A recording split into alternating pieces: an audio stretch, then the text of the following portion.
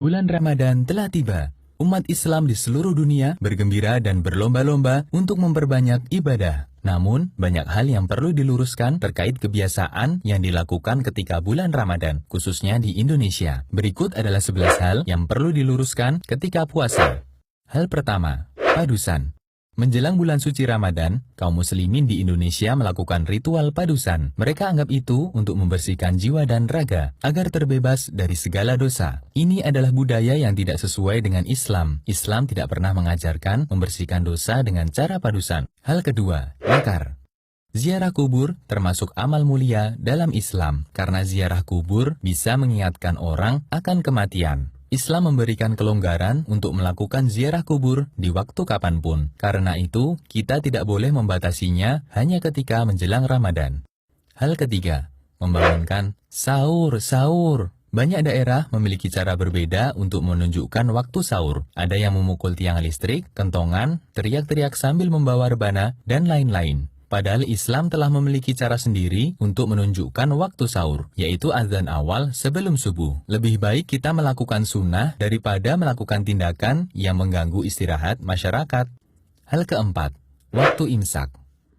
Sebagian kaum muslimin beranggapan bahwa batas waktu makan dan minum adalah imsak, yang benar justru sebaliknya. 10 menit sebelum subuh adalah waktu terbaik untuk makan sahur. Amr bin Maimun menceritakan, dahulu para sahabat Nabi Muhammad SAW adalah orang-orang yang paling segera berbuka dan paling telat sahur. Hadis riwayat Baihaqi. Hal kelima, mengeraskan bacaan niat puasa. Sobatku, niat letaknya di hati, bukan di lisan. Karena inti niat adalah keinginan untuk melakukan suatu amal. Jika seseorang sudah ada keinginan, berarti dia sudah berniat. Rasulullah SAW tidak pernah mencontohkannya. Hal keenam, sikat gigi ketika puasa. Sikat gigi ketika puasa hukumnya dibolehkan. Hanya saja perlu waspada ketika menggunakan pasta gigi. Jangan sampai ada bagian yang tertelan. Nabi SAW menganjurkan untuk menjaga kebersihan mulut, mendekatkan ridha Allah. Siwak itu membersihkan mulut, mendekatkan pada ridha Allah. Hadis riwayat Ahmad dan disahihkan Syu'aib al-Arnaud. Hal ketujuh, muntah ketika puasa. Sobatku, muntah tanpa disengaja tidak membatalkan puasa.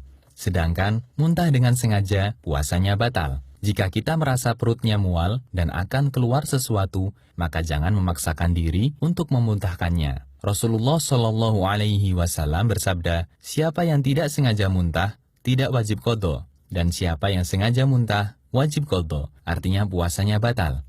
Hadis riwayat Tirmidzi dan disahihkan Al-Albani. Hal kedelapan, mencicipi masakan. Sobatku, mencicipi masakan ketika sedang berpuasa selama tidak tertelan, hukumnya boleh. Ibnu Abbas pernah mengatakan, tidak mengapa mencicipi cuka atau makanan lainnya selama tidak masuk ke kerongkongan. Hadis riwayat Bukhari secara mu'alaq. Hal kesembilan, tidur berpahala. Apakah tidurnya orang berpuasa itu berpahala? Pertanyaan ini berasal dari hadis yang menyatakan, tidurnya orang yang berpuasa adalah ibadah, diamnya adalah tasbih, doanya adalah mustajab, dan pahala amalannya pun akan dilipat gandakan. Namun hadis ini statusnya palsu, ada perawi yang bergelar pendusta. Hal ke-10, bekam dan donor darah ketika puasa. Mengeluarkan darah tidak membatalkan puasa. Dalilnya, Nabi SAW memberi keringanan untuk bekam ketika puasa. Hanya saja, jika ini dikhawatirkan menyebabkan lemas, maka tidak dibolehkan. Sahabat Anas bin Malik pernah ditanya, apakah kalian membenci bekam bagi orang yang berpuasa? Anas mengatakan, tidak, kecuali jika bisa menyebabkan lemas. Hadis riwayat Bukhari. Sobatku, bagi yang ingin bekam dan donor darah, disarankan untuk dilakukan malam hari atau mendekati waktu berbuka. Hal ke-11, kesalahan doa berbuka puasa. Allahumma laka sumtu. Sebagian masyarakat Indonesia berbuka puasa dengan membaca doa Allahumma laka sumtu wa bika amantu wa ala rizkika aftartu birahmatika ya arhamar rahimin. Doa tersebut dinilai dhaif oleh sebagian ulama. Doa sahih yang diajarkan Rasulullah SAW adalah sebagaimana diriwayatkan oleh Ibnu Umar. Lafaz doanya adalah dhahabadh dhama'u وَبَتَلَّتِ الْعُرُوقُ وَثَبَتَ الْأَجْرُ إِنْشَاءَ. Demikianlah 11 hal yang perlu diluruskan ketika puasa. Semoga Allah memudahkan kita untuk meraih banyak pahala selama menjalankan ibadah di bulan mulia.